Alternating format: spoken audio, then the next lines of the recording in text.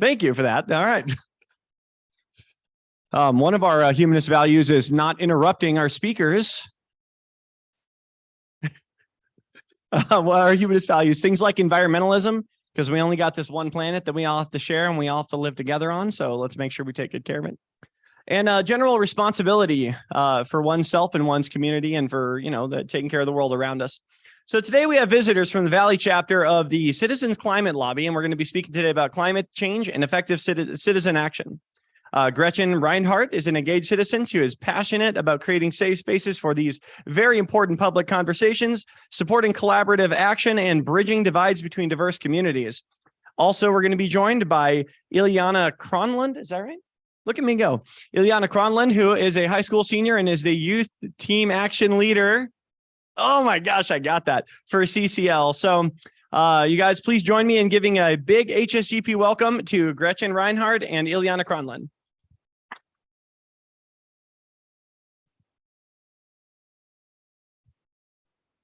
So hopefully the microphone is turned on in a way that's useful. Yeah. Great. So thank you so much for inviting us. It's a pleasure to be here, and we're really looking forward to getting to know this community better. I want to begin by appreciating Catherine Patterson for inviting us, and she attended a CCL meeting last year sometime, and immediately began thinking about how to share the hope that she'd found by sharing CCL's work. So I hope we do justice to what you had in mind.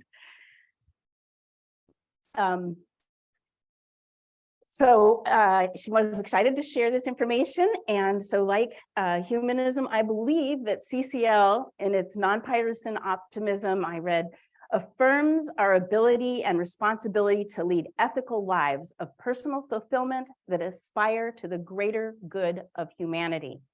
So like this articulate young advocate from your community I saw on your website, CCL does believe that humans can fix the problems that we have made. It's very inspiring to me. Oop, did I go more than one? Sorry, there's a gap period here. Let's see. Okay. Just one. There we go. So I don't know if you can see this, but one of the things that I love about CCL as an organization is that we value each other and we value you.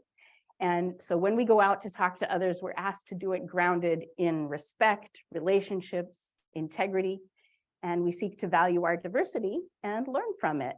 So as I learned a bit about your values as a community, I took some time to reflect on how they might resonate with CCL's and vice versa.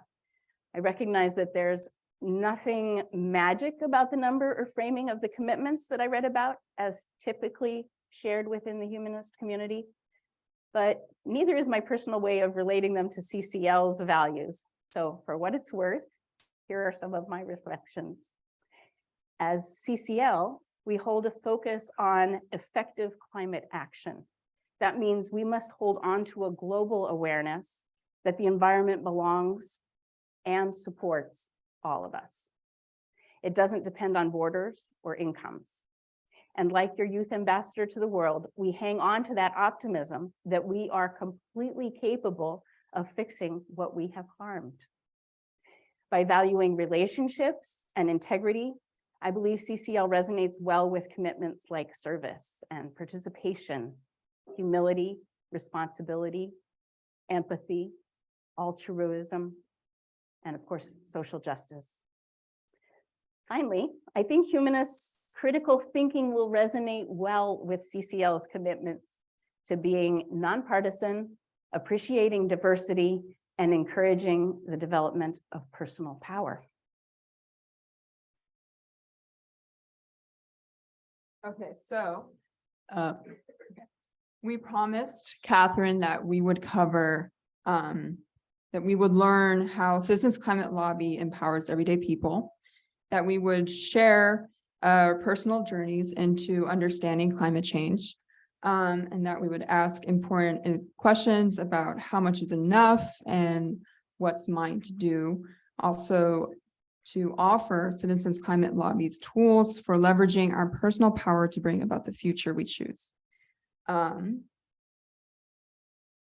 because CCL's evolution to climate change is democracy, we also said we could talk about current legislation in the 4 areas of CCL's climate policies. And you'll leave with an invitation to join the inspiring team of citizen volunteers. But before we do that, let's start where you all are on climate by a raising of hands. So we're going to do a fist of 5. So 1 is that you're skeptical, 3 is you're concerned, and 5 is alarmed. Then you can do anything in between. Yeah. So if I could have a show of hands.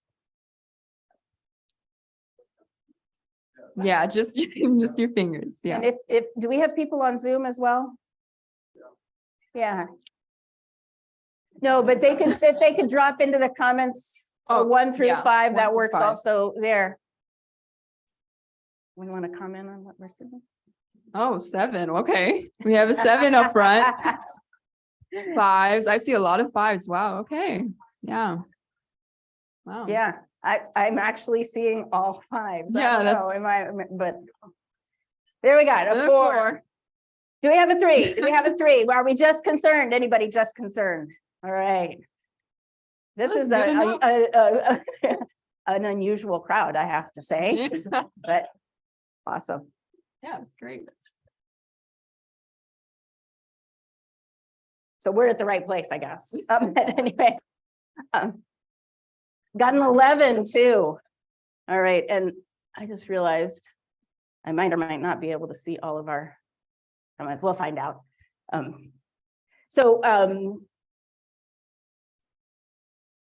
We believe, we begin with this commitment that we can solve the problem of this climate crisis and put it behind us if we decide to do that as a country now and as a world now. You and I can have that in hand, make it happen, and that is without doubt a very bold statement coming from me. I am one of those 5.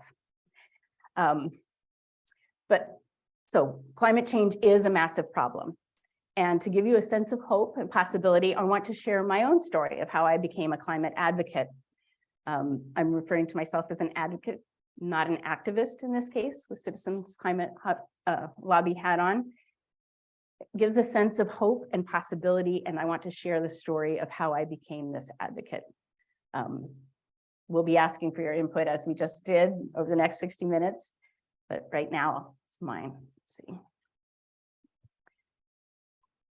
So like most everyone else in my personal circles, 20 years ago, I was aware that the climate issue was of some kind. It existed.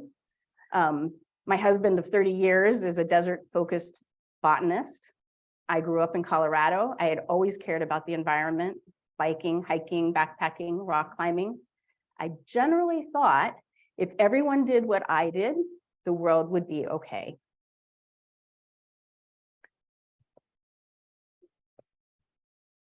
Then in 2006, I took my 2 young children, that is them from 2006, on a month-long road trip.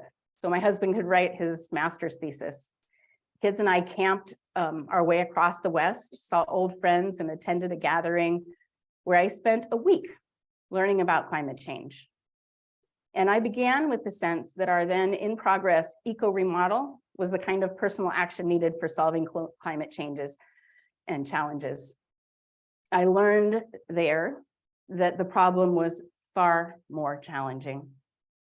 Solving it would definitely need tools way beyond that individual scale.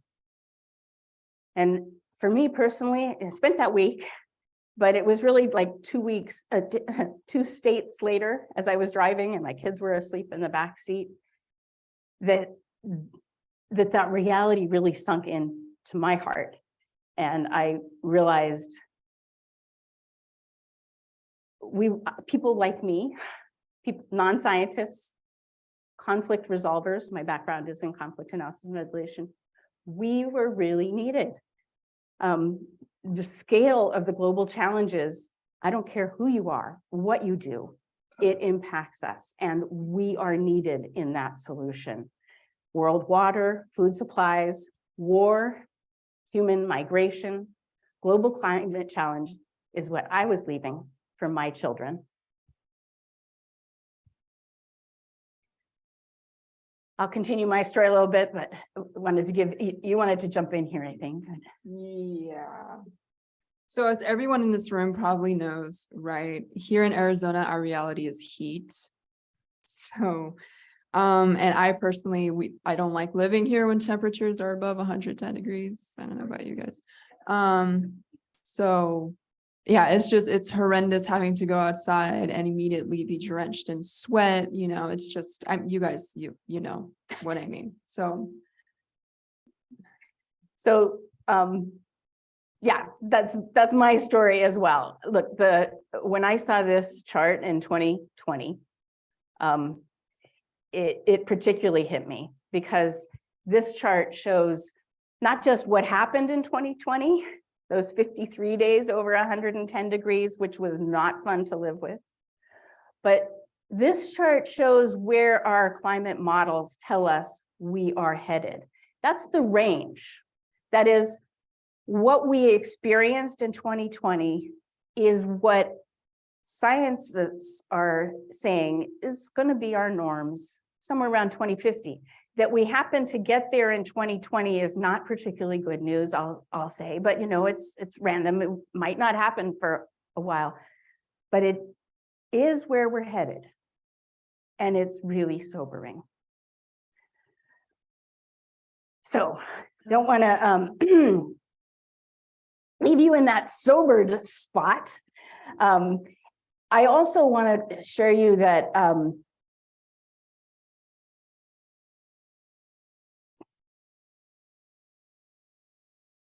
that surprisingly, this actually has brought me hope. So in 2006, I registered, we really have to do something different from what I saw anybody doing. It took me personally until 2013 to find Citizens Climate Lobby. And what I was looking for was an organization that was actually going to address the scale of the problem, of that global scale, with a solution that we could do politically in the US that was effective. And I found that in CCL. They were putting forward something that's actually kind of dated, but anyway, over there, legislation that nobody else was doing that would put a price on carbon, which was actually the single greatest lever out there. So anyway, I found them in 2013. And at that point in time, it was so energizing to find other people who cared about the same thing, that we could work together and jump on it. I'll talk more about that, but now did you want to share anything just about the what gives you hope piece of it? well, I think just being with people too who are working together towards the same common goal of, you know, having a livable world in the future, it's inspiring. You know, you often feel alone. You feel like, I'm an individual, what can I do by myself? This is something that is way out of something that I can't deal with. And having other people who are also going through the same thing and wanting to act on the same issue as you, it gives you hope that there are people out there who do care about the same thing that you do.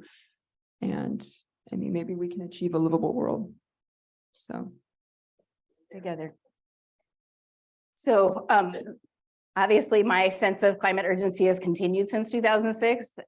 But the really great news is since that point in 2013, here in Arizona, in 2013, I really couldn't even mention climate without it shutting down conversations for the most part. I had to find ways around that, ways to talk about resilience, for example. But in 2022, local people everywhere have personal experiences of a changing climate. And social scientists have confirmed that public opinion has changed. And in Arizona, we've gone from that point in 2013, when just saying climate change into conversations, to here's just a video clip. I'm not going to run it, but in June of 2021, and it's the kind of news reporting that has become really far more common than it was back then. And according to Yale's 2021 climate change communication, 72% of the Arizona population believe that global warming is happening. And for 64% of us, of the public here locally in Arizona, that means that they do notice that the weather is already changing. 64%. Right, so this here in Arizona. Yeah, this is a huge change. This is where we are at this moment in time. And as we grow and as others join us, we become that voice for where we need to be in the future. So this is very much to solve a problem, you first need to notice that you have one. And I believe that that human awareness tipping point has been reached here in Arizona. Oh, I did not mean to actually run it. Sorry, hopefully it will notice that we're not running it. How do I go back to that? Yeah, it's showing me that I've, oh, there we go. Okay. Yeah, okay, so now we understand that the climate change is real. What do we do about it? We can begin by making those personal changes. As a family, we remodeled, adding insulation in an old house, adding solar panels, adding rainwater harvesting, a smart thermostat, which I don't know if other people have experience with those. I'm not sure they're smart, but anyway, we appreciate nature together as a family. We support our local community garden. We are planting trees in our neighborhood community.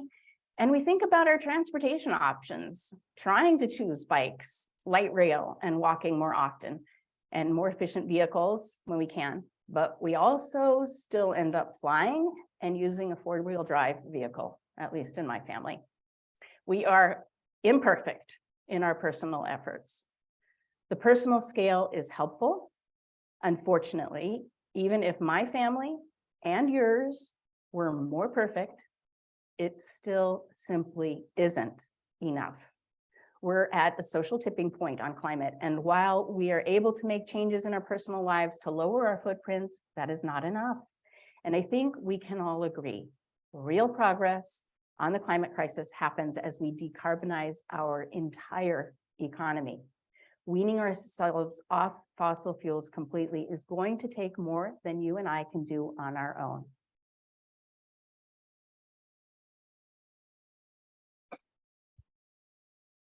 And this somehow ended up not, okay, there we go. So this is the most amazing thing. Clean energy technology has just recently exploded. A few years ago, it was almost like a joke mentioning these things, but now we're hearing about it everywhere. Not only LED bulbs, but clean energy appliances, not only appliances, but large scale wind and solar plants. So have you guys, does that reflect, have you been hearing it? Anybody thinking?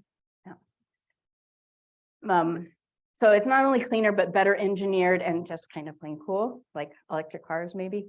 But we have a long way to go.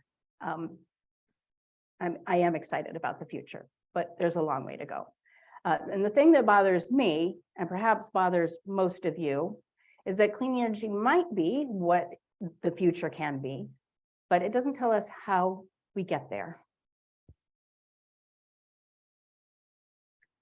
And I'm a problem solver by nature, so recognizing democracy as a powerful solution to climate change, personally, I find inspiring. There is a time and a place for most things. I personally believe that there is a time and a place for protest.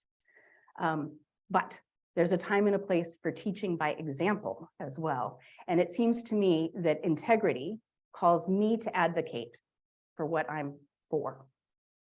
Another reason I like Citizens Climate Lobby. So if I personally were in a place where I could do without energy and take care of my family, I might be ready to take a different stand. But currently I'm fully a part of the problem. I need energy providers. I need SRP in my case. Southwest Gas still, I need at my house. I still need gas stations. These are part of my everyday lives. And until we can change that as a society, we haven't made the needed shifts. So the opinion polls show that the American public yearns for action on climate change. My personal actions were significant efforts, but clearly not enough to get the world to 50% of greenhouse gas reductions by 2030. That's where we need to be. That's where scientists tell us we need to be. And to net zero by 2050. So I need the government to be fully engaged in solving the problems at the scale and in the timeframes required. I'm also a realist. I care whether or not as a planet, we are taking actions that will actually get us down to 1.5 degrees Celsius, that global scale. And I personally care whether or not I'm doing my part to make that happen at that scale. So I also put a picture of the En-ROADS Climate Action Simulator on here. I can give presentations on that as well. It takes a whole lot more time than we have here. But we can maybe, if you haven't seen it, it's fun to play around with, and feel free to bring that into the questions. It gives you a sense of what tools we have now at that, and how effective are they at that global scale.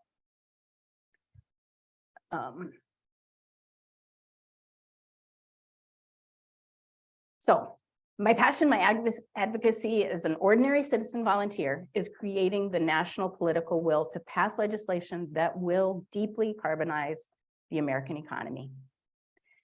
I'm a climate advocate.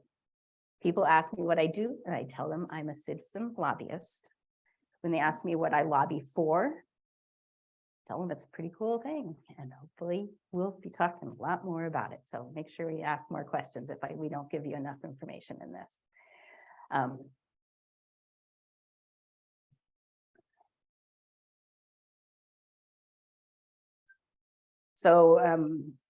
not sure, I probably have covered most of that. Okay, so we're gonna do a quick poll here. How many of you have contacted an elected official about something that's really important to you? Wow, okay. Yeah, that's pretty good. Yeah. Awesome. And we count at any level. That's writing a letter, calling, showing up in their office. Awesome.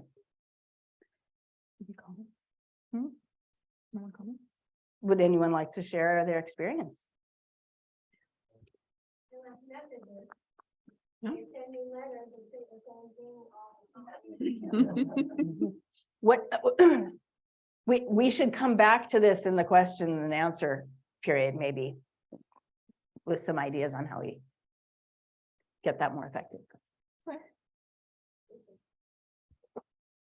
want another one? Sure. Yeah, sure. 1 second, let me bring in the old talking stick here so you can share. I don't think, briefly. You need it for people online. So, okay. I had an issue. It's a little complicated. I don't want to get into it, but I contacted David Schweikert's office. I'm talking about 20 years ago, 20 years ago. He's been a creep for a long time, but seriously, I was told by one of his flunkies that it's an election year, so nothing is going to get done. And I think it's only gotten worse. Thank you. Well, one thing I want to be clear about from with the Citizens Climate Lab, we all have who we are as people and what we think as individuals, and I have no desire to change anything there. But when we put on our Citizen Climate Lobbyist hat, we also commit to being respectful of every elected official, of every person. But I point this out particularly with elected officials, because they're people that often they make their stands known, and we may disagree with them completely, totally, on all topics. And yet, when we put on that Citizens Climate Lobby hat, we are committing to recognizing that they were put there by their electorate, by their constituents. We come to them as a constituent, and we do our best to point them to the reality that we believe is there, that their constituents care about the future. They care about the environment, and here are the things that need to happen.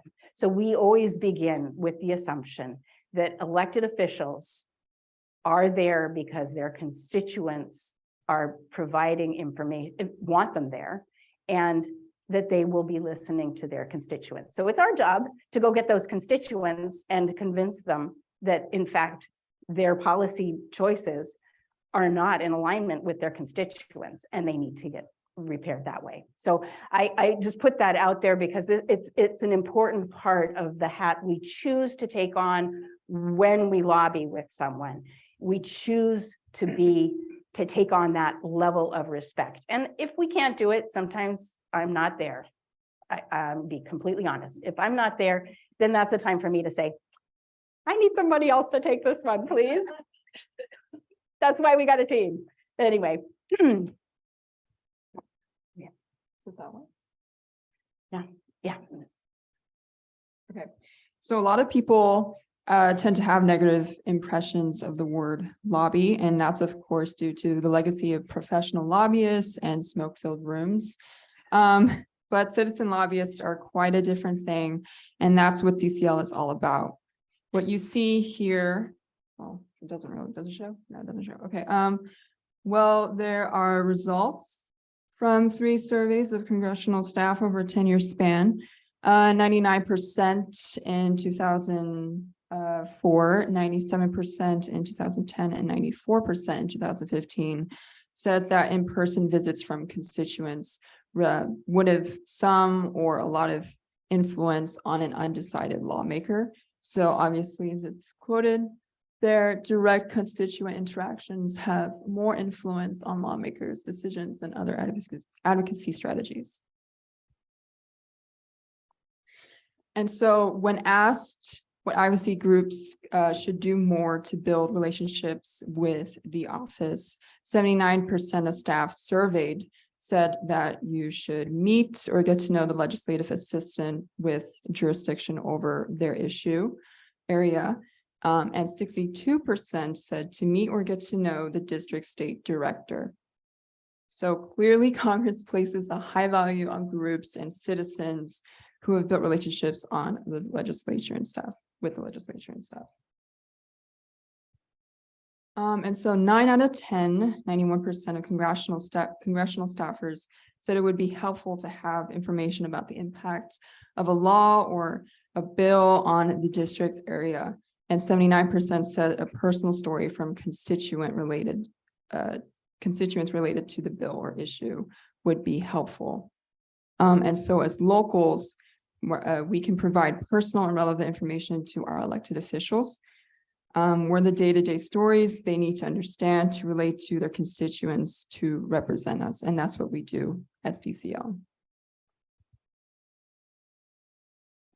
Oh, it's still me. Okay. So these are our 5 levers. I don't know if you can see them, but our first one is, of course, lobbying Congress. I think we've made that very clear. Media relations, so writing newspapers, featuring in a radio station, being on TV, social media communications, grassroots outreach, what we're doing right now, presentations, tabling, and community outreach. Our 4th lever is grass tops engagement, so reaching out to leaders of organizations in our area, and then chapter and volunteer development. So if you have any more questions about any of those levers, please feel free to ask during our Q&A. Yeah, I might just say, in this case, we're giving a grassroots to all of you as individuals presentation, but we're also giving a presentation to you as an organization, which could be a grass top. If you choose to take action as a community and advocate for climate policies, you then are grass tops in our language, just to be clear, and you're very much encouraged to be grass tops in this. Oh, yeah. So this is a map of where we are currently around the world, 548 chapters. We were founded in 2007 by businessman Marshall Saunders. He actually made his money in real estate in California, I think. But after doing that, he was doing a lot of volunteering with Rotary and then a number of other organizations, but particularly establishing microloans in Bangladesh. And somewhere around 2006, Al Gore's movie An Inconvenient Truth, he started really looking for, I think he was making presentations through that organization, and started looking for the effective solutions that were needed. Within a year, he recognized the truth that if he didn't begin lobbying on an effective solution to climate change, then all the work that he had helped to accomplish in Bangladesh would simply not matter, because Bangladesh would be underwater. So that's how we got into a specific policy in CCL. We have about 220,000 members globally. We're in 548 was the last check, and across 50 countries worldwide. And each chapter globally, the intention is to focus on their own government. And we also do have Citizens Climate International, much smaller than we are here in the US, but Citizens Climate International is kind of a partner organization that tries to coordinate all of those, but working at the UN level, and has status doing that. So you can find it through our website as well. And locally, as of yesterday, in your area, my area, our area, we have begun a process of reorganizing ourselves to be as effective as possible through a single coordinated Valley chapter across central Arizona. Initially, we set out to be organized by congressional district. That obviously just changed, so that might explain part of why we might do it. But we also found it never was very easy to organize in the Valley by congressional district, because they were like every which where, and who knew where it was. And you'd go to the zoo, and everybody from all over the Valley comes to the zoo, right? So we are part of the Valley. So anyway, this is a very exciting change. And I thought I might see, I don't know whether people have been looking at this map yet. It is new in 2023, and maybe you're not even sure what your congressional district is. So those numbers up there kind of help you. That is the Valley. You get the Far East Valley, East Valley, that'd be like your Tempe, so Mesa's that far east. Northeast is that Scottsdale and beyond, and the reservation. Central Valley is mostly Phoenix. Northwest Valley, that gets up into Peoria, and then far west. So those all are new numbers. So I'm curious whether this is this a Mesa organization, or is this a Valley organization? So for me, I'm in the East Valley. I'm 4. You're 3, I'm guessing. I don't know for sure. Yeah. So use the map if you're not sure. What congressional district are you in now? So I'm seeing some 4s, some 9. A 9, a Far West Valley. Far West Valley? You have changed. Yeah. You are now 5, I bet. Oh, I'm 9. I was 25. Oh, this is a congressional. Not, yeah, this is congressional, not state. I don't have a map of the state ones, and I definitely don't have a handle on them yet. I'm still kind of getting a hang of where we are. But since Shelley, you saw in one of our pictures, I don't know if you're yours, but anyway, not the 9th anymore. So anyway, the point is, I'm not sure I've got a handle on where everybody's from, but I think people are starting to just figure out, where am I now? Because it's changed. It's really different. The map is completely different than it used to be. And I think it's more consolidated. It will be an easier map to figure out than the last one was. But the point is here, know your district, know your congressional district. It is different from your state legislative district. And join us, because you found the right Valley chapter. We cover all of it, and we will be meeting with legislators in all of these places. Anything else you want to say on that?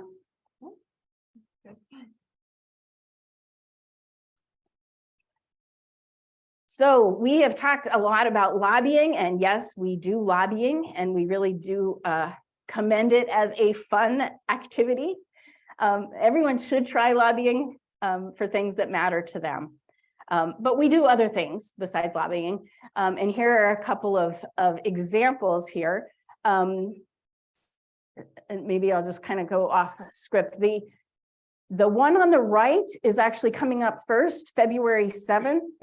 This is something where we have there are 20, 45, a lot of environmental organizations with a lot of different perspectives and views. There's a policy list they've signed on to for Environmental Day at the state legislature. Now, CCL, we do not focus on state legislation, and we're actually not signed on to the priorities, but I commend them to you. Please look at them and please join legislatively get to know your state senators. So February 4th, if you go to our website, you'll find a link on for Environmental Day. There's activities leading up to it, and become a part of a team talking about the environment and what's happening here in Arizona and what our local officials can do about it. So anyway, I commend that event to you.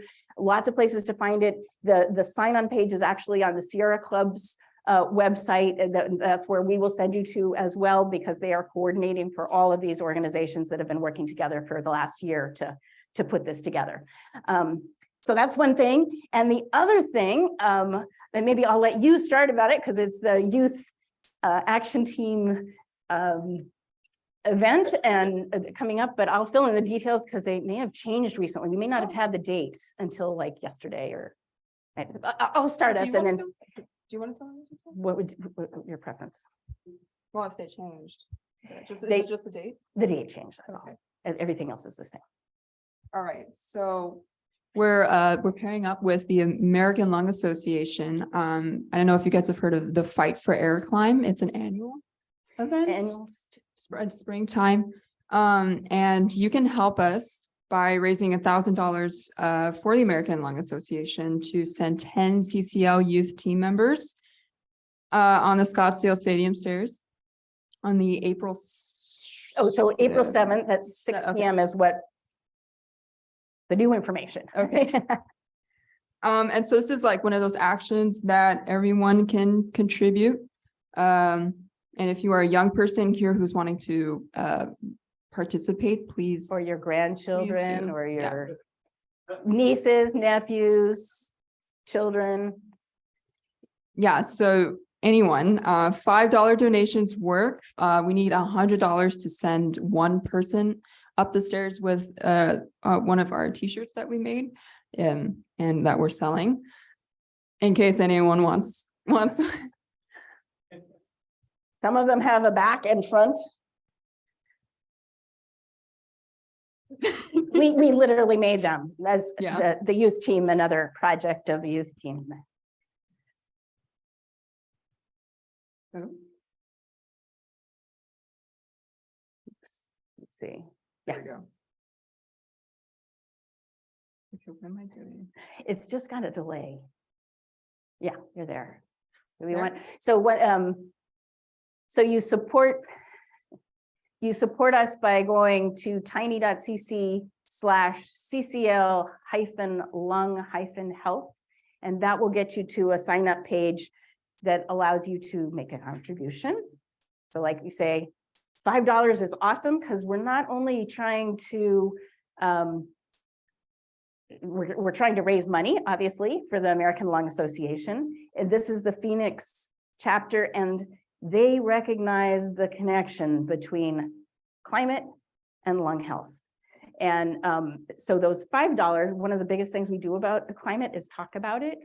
So this gives us an opportunity to talk to it, talk to you guys, talk to anybody to help us get people up there. And one of the things was new to me, I'm not a chemist, but when our temperatures increase, our ozone increases. That is a chemical reaction kind of thing in our air. So when we look at that chart of where our heat is going, know that that's also where our lung health is going, the opposite direction, right? So making these connections between our climate and our physical health is an important piece of this puzzle as well. So we hope you'll join us. You can join our team and just help fundraise for us and get use. You can send us youth who can just do walking if they're not into fundraising, right? So however we do it, we're doing this as a team statewide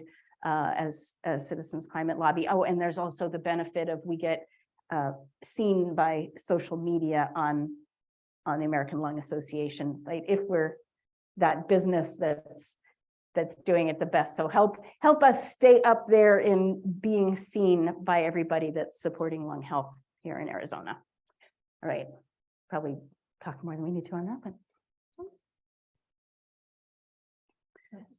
So we are excited because we can see that our work has been having an impact on national policy. So how many of you have heard about the Inflation Reduction Act passed by Congress?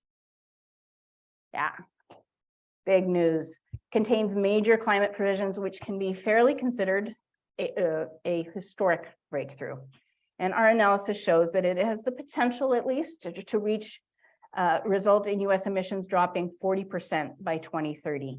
These are major incentives for clean energy that we at CCL like. It's not perfect. There are compromises that allow for more drilling, but the impact is outweighed 10 to 20 to 1. And on the downside, also no Republicans voted for it. But from our contacts on Capitol Hill, there is reason to think that some Republicans will come round to appreciating at least the overall policy because of things it does in their state. Do you want to?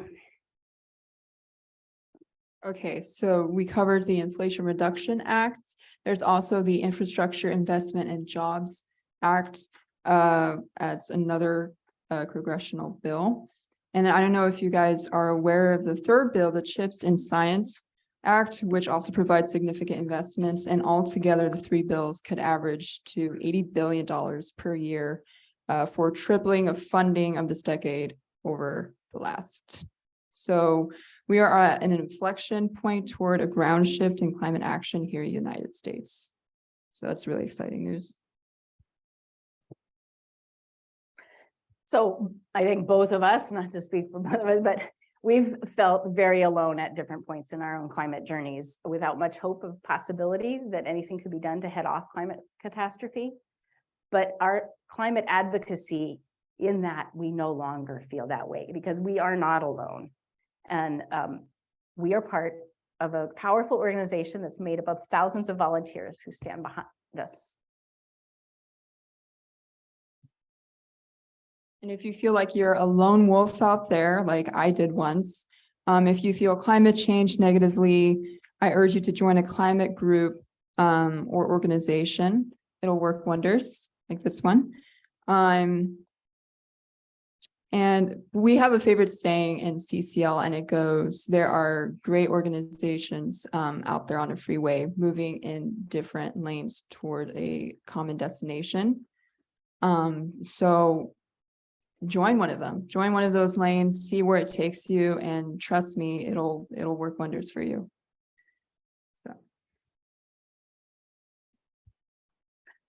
So my children, the ones from those beginning photographs, they're also in this photograph. One of the benefits of clean energy and electrification that we haven't talked as much about this morning are the health benefits. Kind of made that connection with the climb, steer climb, but clean energy and electrification restores a national birthright, pure, clean, healthy air. And did you know that fossil fuel pollution costs us more than $120 billion each year? That cost translates to about $2,500 annually for every American. So imagine there will be a day when we have transitioned away from fossil fuels. It could be something we achieve in the next several decades. We have the technology. We have to get on. We just have to get on that glide path to it. But what I want to leave you with is this vision. Remember how clean the skies were during the pandemic?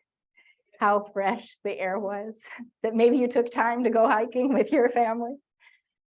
We could achieve that and then some. A clean, healthy environment could be our legacy if we act, saving countless lives and medical expenses for chronic diseases right here in this community. Think of the possibilities. Think of the promise. And that's where we that's where we end. I know that you've got lots of I'm told through the grapevine, I hear that humanists have a lot of questions, and that we should leave time for that. And we have many things we mentioned along the way, but this is the end of our official part of the presentation. All right, guys. We're going for Gretchen and Ilyana from Citizens Climate Lobby. So thank you guys so much for joining us. We do have some questions. If you're on the live stream, please go ahead and send those questions up right now. We will address them and get to as many as we can. Real quick, before we get to the questions, just a reminder to hit that like button, subscribe to the YouTube channel if you have not, visit Humanist Society of Greater Phoenix on Facebook and on Meetup to come to fun events like this and a bunch of other cool stuff we do. And head on over to hsgp.org if you're interested in becoming a member. We would love to have you. Yeah, I know. I feel the same way. All right. So let's get on down to questions. I think we're going to get started with Alex has a question for our presenters. Less question than comment, something that may help your organization and including the people here in this room, online, on the interwebs. There's a fantastic nonpartisan book. It's called The Citizen Lobbyist. It is written by Amanda Knief. What it does is it tells people that even on an individual level, you can lobby. You can lobby the people that are in government, and you can come together and lobby with Citizens Climate. So it's a great book. Again, it's called The Citizen Lobbyist by Amanda Knief. And I will mention, I don't know that particular one, but I'm sure it's good. There's a lot to be said about how you can advocate effectively and on any topic. So we also do have online resources. We have an outward facing. If you were to go to that cclusa.org, you can add the join or not. You'll find a join button. It's free to join us. And once you join, there's that outward facing one, that website that I'm directing you to. But should you decide to join, then there's an inward facing website. And that is so filled with information. I think Catherine, is she back there? Do you get to speak?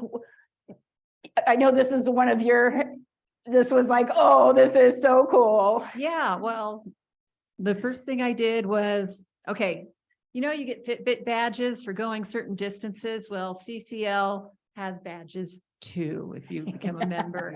And you just log your actions, as they call it. And so the first thing it did was make calls. And for some reason, I can't imagine what it's like to have free time, but I had free time last May. And so I called Senator Kelly's office, Senator Sinno's office, and Congressman Stanton's office, and left voicemails for the senators. But Stanton, I got a very nice aide who was happy to talk to me for a while. And yeah, I got the emails back that Kathy gets fairly regularly. But also CCL has helped me generate letters to print out and email to them. And so I've done emails, calls, and letters, and I'm still getting to the point where one of the CCL members, Maggie, and I she's really good at getting published in letters to the editor. And so that, I'm hoping to work on around the state, no less. Yeah, and you know what, that reminds me, I wanted to mention something on when you write a letter, and now you get that, everybody gets it letter back.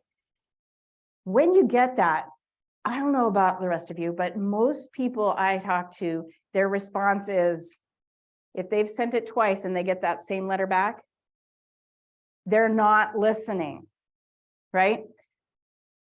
Here's the thing, and this I learned from my father, which was long before CCL.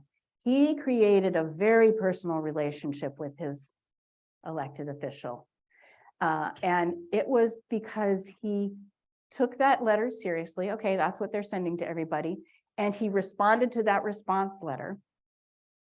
And he kept doing that. So if you get that same response letter back, you point out that this is now the second time. Now you do this on a monthly basis. It's okay to write a letter a month. You don't really want to write a letter every day. But you give them that month, you figure they've heard from people, they've heard from you. Okay, you heard from them. You mention in my letter of this, you responded that. The next one, in my letter, I got the same letter back from you and you didn't respond to this and that. I find hard to understand. I know that there are others who are also concerned. It remains respectful, is my point, but take them seriously and then push them onward. And some will be more some Stanton will be probably responsive to that, and some of our elected officials may not be. But I encourage you to consider that as one of the options, to take them seriously with that mimeocopy or whatever you call it. Anyway, sorry. All righty. So just a reminder to the folks watching the live stream, please keep those questions coming if you have any in mind, and we will get to as many of them as we can. But right now we have a live question we're going to get to here. I understand that fossil fuels are the biggie. But I've been sitting here thinking that our rampant consumerism is one of the things that drives our use of fossil fuels. Okay, now I have to tell you and share the thing that I am proudest of that I have done. I have cut my paper towel usage by 90%. I have to wash a lot of shop towels, but that's okay. And do you have something you want to say to that? I have something. Okay. Do we have any? If I may comment on that, absolutely. That's why Citizens Climate Lobby advocates when we were putting a price on carbon, which is something we continue to advocate for along with other policies. But we recognize that the further what we call upstream, closest to the mine, well, or port of entry that you put on that price, the better it gets into the entire economy. And absolutely, all of that purchasing, we advocated for something where the amount that went back to households, this was a political, how do you avoid the political football? You send it back to households. It sent it back exactly the same. Again, part of that political, how do you get it through? But it impacts households completely differently. If you buy at thrift stores, your impact is much lower, right? Whereas if you've got multiple houses around the globe, it's obviously much higher. So if you're getting back the same thing, it ends up being a progressive approach to that taxation because it's connected to reality. And those of us on that lower end of the economic spectrum are simply not, we're not buying as much consumer stuff in relative terms. So you get a higher bang for your buck, if that makes any sense. All righty, we got another question here. What is CCL's attitude towards nuclear power as a way to transition away from fossil fuel use? Do you know the answer? I can answer that. We are technology neutral as an organization. That is a very clearly intentional. Our intention is to appeal to everyone across the spectrum to look for solutions that we can all get behind. So when you put a price on carbon, it changes the whole, it changes the market, right? And so all of those decisions, whether you're a power company that wants to use or is currently using coal or currently using gas or currently using nuclear, as here in Arizona, many of our companies are. A number of our companies are, there aren't many companies. So one thing I'd like to point out is, go look at what happens if you say no nuclear, or if you say all nuclear at something like that En-ROADS simulator. And you might be surprised with whether it matches what you think will happen. So one thing I'll say, go do that. Because I think you'll find that it's not as big a lever, no matter what you do, get rid of it or put it, the getting rid of it, actually, that might be a big lever. And I don't think that's actually in that technology. So I misspoke there, but you know, it's a good question. The short answer is we are neutral as an organization. All right, we got another question here. Obviously, in order for this to work, we need to get the whole world behind it. And you had a map of the world showing local chapters, and there were some huge gaps in there. I wonder if you have some ideas. For example, Brazil had nothing, huge area. The Arab world didn't have anything. China and Russia and the old Soviet Union countries. What's going on with those guys? Are they threatened by this movement? I can see China and Russia because of their political systems, but what's with the Brazilians and the Arabs? Want me to take this one? So let me be clear, the way that Citizens Climate Lobby came to have chapters all around the world is that others said, oh, that's something cool. Can we be a member? And we said, well, really, we're working on our government because our government is an elephant in the room. When we move as a country, it changes where the world moves.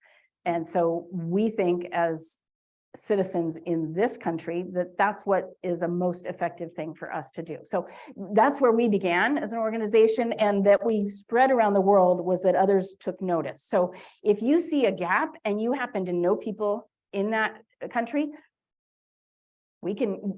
there can be help to start that. So that's one thing. Another is, I guess, I personally believe we are the elephant, and this is the place we work.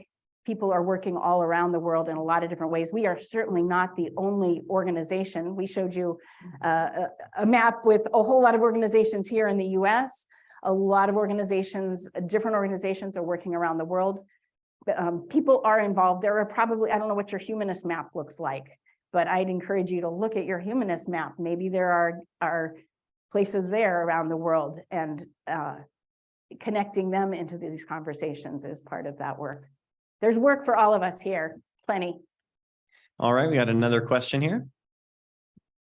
Hi, I saw something that was really disturbing yesterday in a news feed, and it was about the state of Wyoming.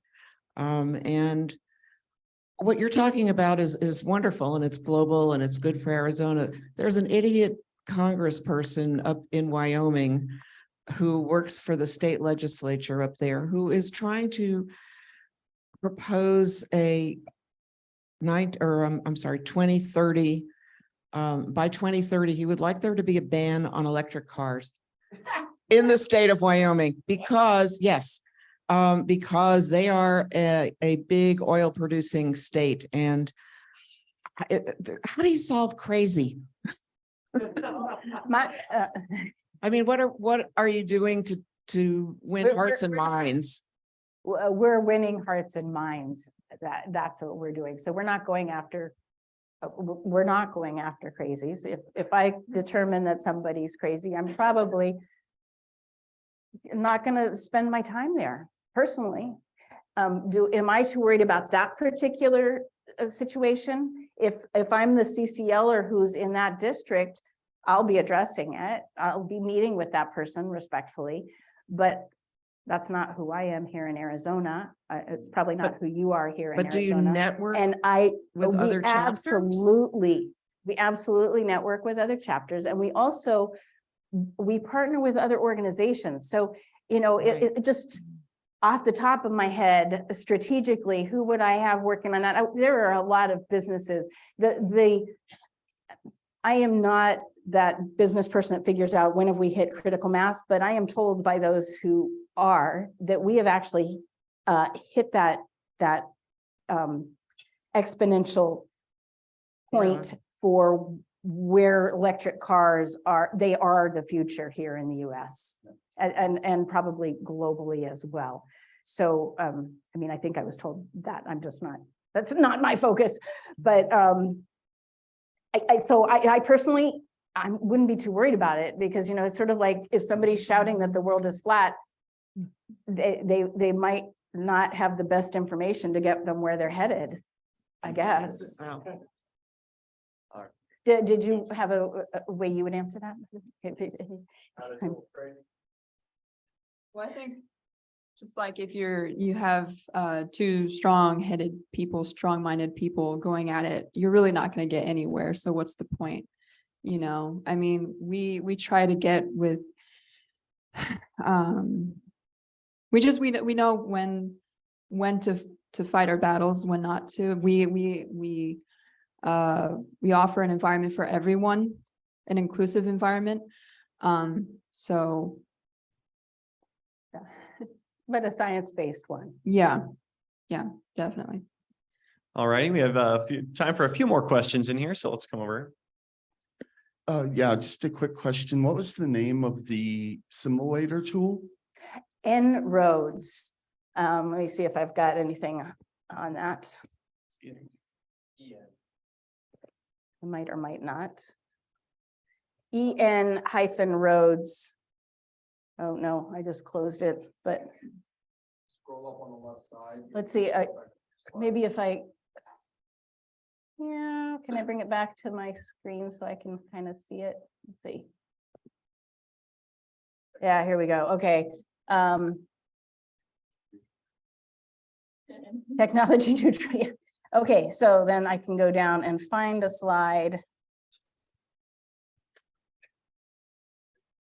Yeah, this might be more complicated than I thought it would be.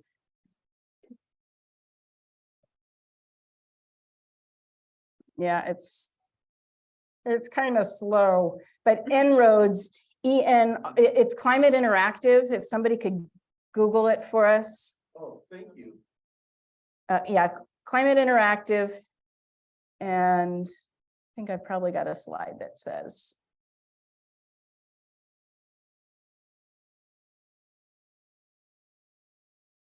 Does that have it on it?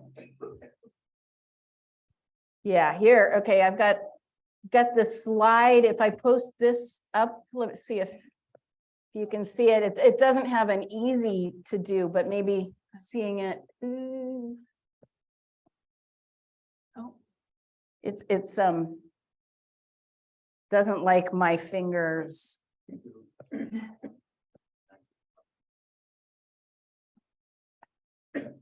Wait, that's because the mouse. Here we go. Let's try this.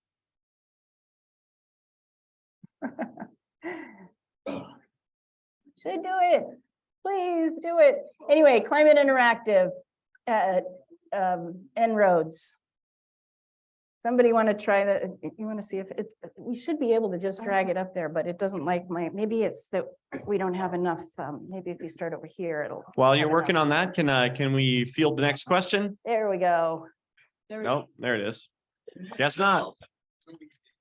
We got there. Yeah, sorry. And so here it is. En-ROADS, climateinteractive.org, and it should give you a chance to get to that simulator, which is kind of fun to play with, but it was, I'll just say this about it.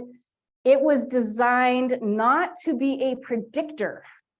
It is designed to show us what the climate models do predict, but they're complex and there's a lot of interactive things. So this is to do it quickly and get a sense of how things are working, but mainly it's to help our mental models understand what's happening. So when you use it, be sure you use it first. Think about what you think should happen.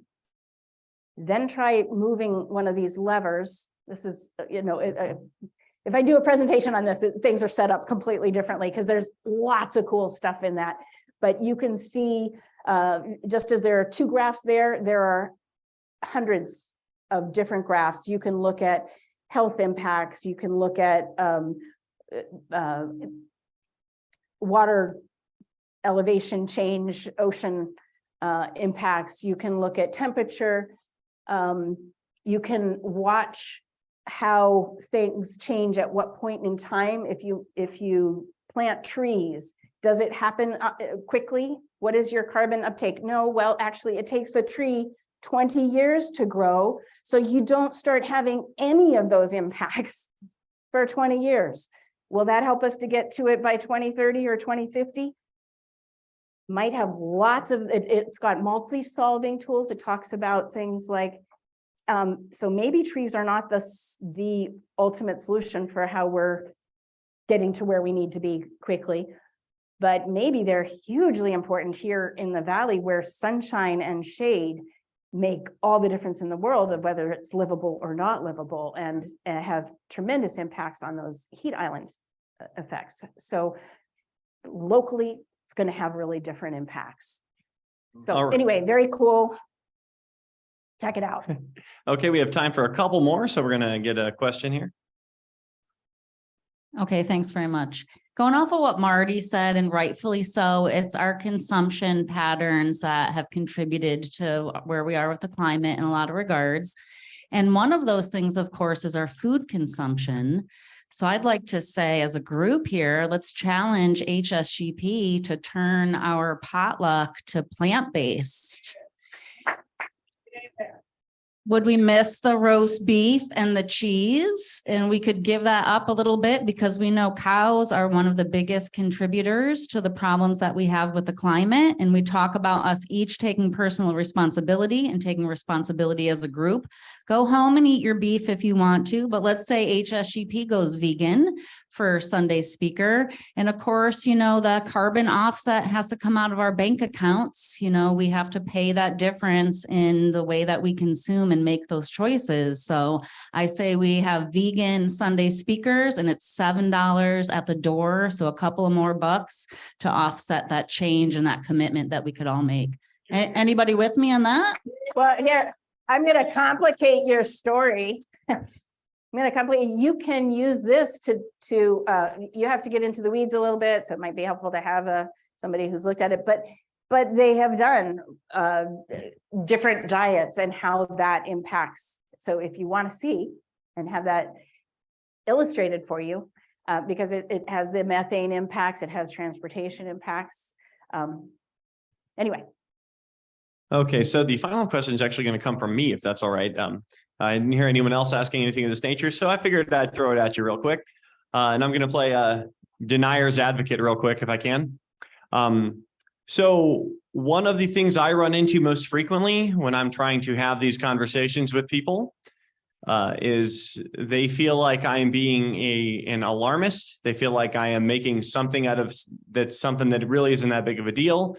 They'll say things like, oh, come on, Inconvenient Truth came out in 2006. They said we should all be underwater by now. They said the polar ice caps were supposed to melt in 10 years, and that didn't happen. They'll point to things like that we've been ringing the alarm bells for going on 2 decades now. And most of us still lead generally the same life we led 2 decades ago. Florida's not underwater yet, you know. So what would you say to folks who are saying that those of us who are approaching this with this level of concern, that we're being alarmists and we're making something out of nothing?